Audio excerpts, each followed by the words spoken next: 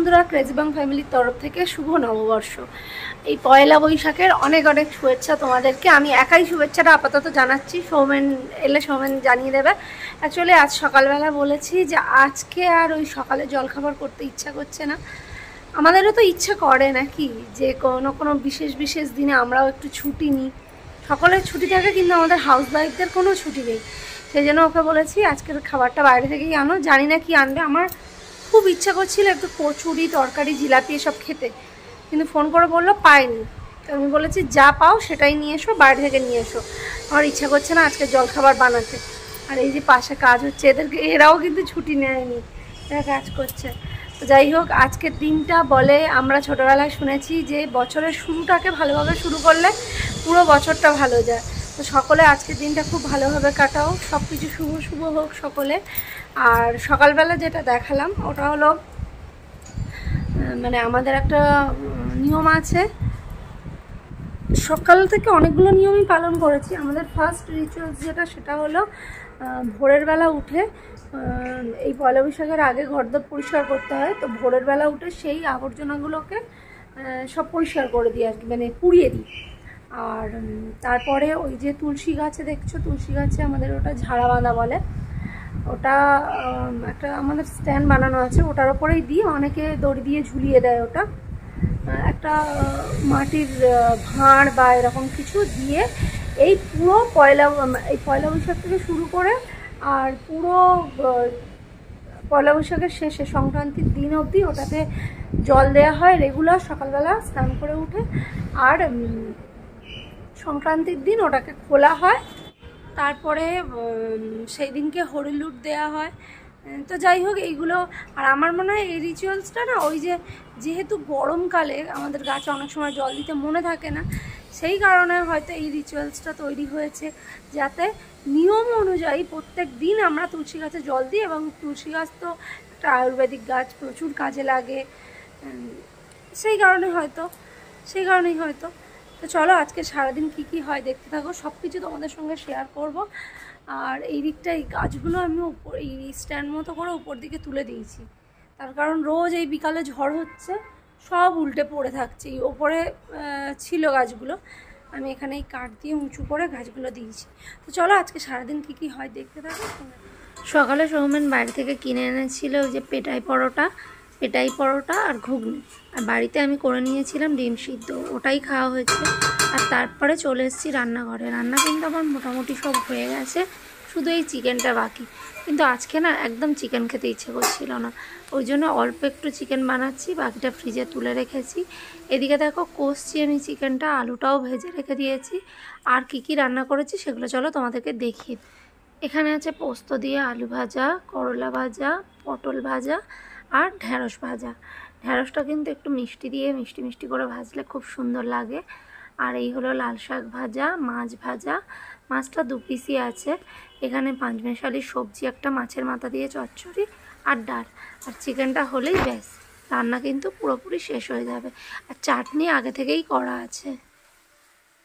পয়লা বৈশাখের দিনে আমাদের এটা নিয়ম আছে যে নিম হলুদ মাখতে হয়, নিম হলুদ বাটা। তো এটা মা বেটে রেখে দিয়েছে। তোমরা কমেন্ট করে বলো কাদের কাদের এই নিয়মটা আছে। কমপ্লিট হয়ে গেছে, আর ওপরে মুখ টুক ধুয়ে নিয়েছি, একটু হাত পা ধুয়ে নিয়েছি। আর এই দেখো আমার নিম হলুদ, আর আরুষা সৌমেন ওপরে নিম হলুদ মাখছে। চলো গিয়ে ভাবছিল কি করছে দেখি। হয়ে গেছে মাখা? ইস,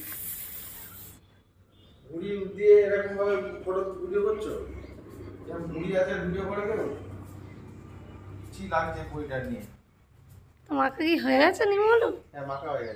দেখি বাবু ছুটেছে, বলছে ভিডিও করবে না বলে করে ছুটে যাচ্ছে।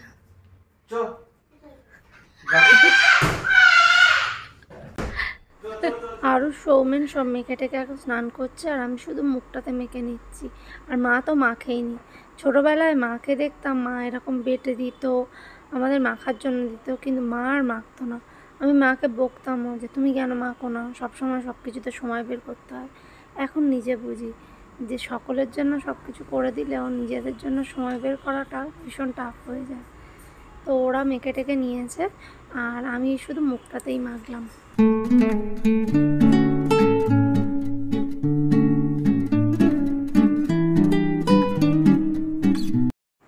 দেখো কি ব্যাপার, তোমরা দুজন ম্যাচিং ম্যাচিং পড়েছো। প্যান্টও কিছুটা ম্যাচিং। কোথায় যাচ্ছ? পয়লা বৈশাখের গোষ্ঠীর মেলা। ও নিয়ে যাবে না? চল বাই। কি যা লাইট অফ করে দিল। চল আমাদের এখানে একটা ছোট্ট মতো গোষ্ঠীর মেলা। আরে এরকম করছো কেন? লাইটটা কেটে যাবে। যেরকম বাবা সেরকম ছেলে বলে কি হয়। আর মেলা হচ্ছে, চলো দেখে আসি কেমন মেলা। আমি না এই ভিডিও না করে আমি ক্যামেরাই ধরতে ভুলে গেছি, কোন অ্যাঙ্গেল থেকে দেখো।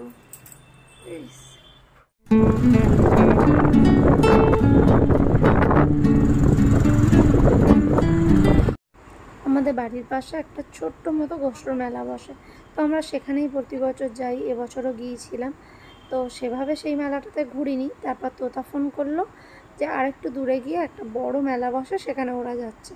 তো বললাম চলো সেখান থেকেই। এরাও জানে যে ও কিনতে গেছে, দেখো ঠিক পিছনে গিয়ে দাঁড়িয়ে আছে। তো তারা আসতে দেরি করছিল বলে আমরা এখানে ওয়েট করছিলাম। আর আরুষ যেখানেই কুকুর বিড়াল এরকম দেখতে পাক ও ঠিক খাবার দেবে। তোর বাবার কাছ থেকে পয়সা নিয়ে ওই দোকানে চলে গেছে বিস্কুট কিনতে। আর দেখেছো ওরাও ঠিক বুঝেছে যে ও ওদের জন্যই খাবার কিনতে গেছে, ঠিক গিয়ে লাইন দিয়ে পিছনে দাঁড়িয়েছে।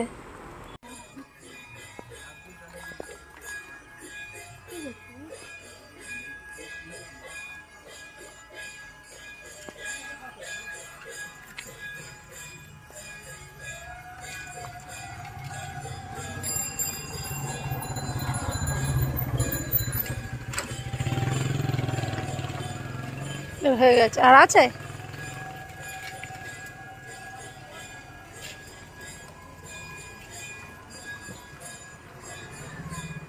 অনেকক্ষণ ওয়েট করার পরে ওরা চলে এসছে, আর আমরাও এবারে যাচ্ছি মেলার দিকে।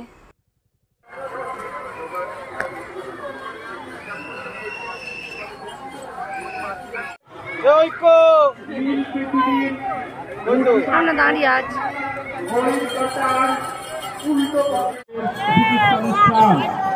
তাই সবাইকে অনুরোধ করবো আপনারা মেলায় আসুন, আনন্দ ভোগ করুন, একে অপরকে আনন্দ ভোগ করার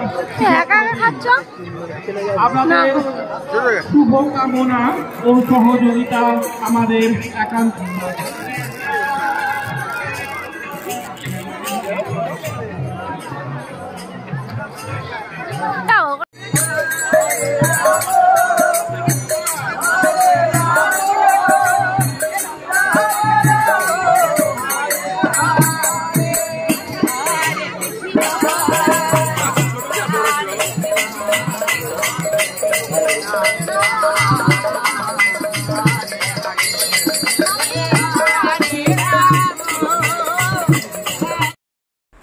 মেলাতে যাব আর জিলাপি খাবো না, পাঁপড় ভাজা খাবো না, এগুলো কি হয় বলো? এদিকে জিলাপি ভাজছে, বাদাম ভাজছে, আর আমরা এখান থেকে কিছুটা জিলিপি কিনে খেয়েও টেস্ট করে দেখলাম। তারপর বেশ ভালো দেখে বাড়িতে নিয়ে চলে এলাম।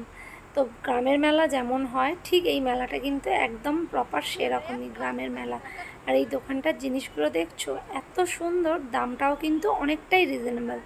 তো চলো আজকে ভিডিওটা এখানেই শেষ করছি। এই সুন্দর একটা মেলার সাথে আজকের পয়লা বৈশাখটা তোমাদের সঙ্গে শেষ করলাম। দেখা হচ্ছে আবার পরের ভিডিওতে। সঙ্গে থেকো, পাশে থেকো।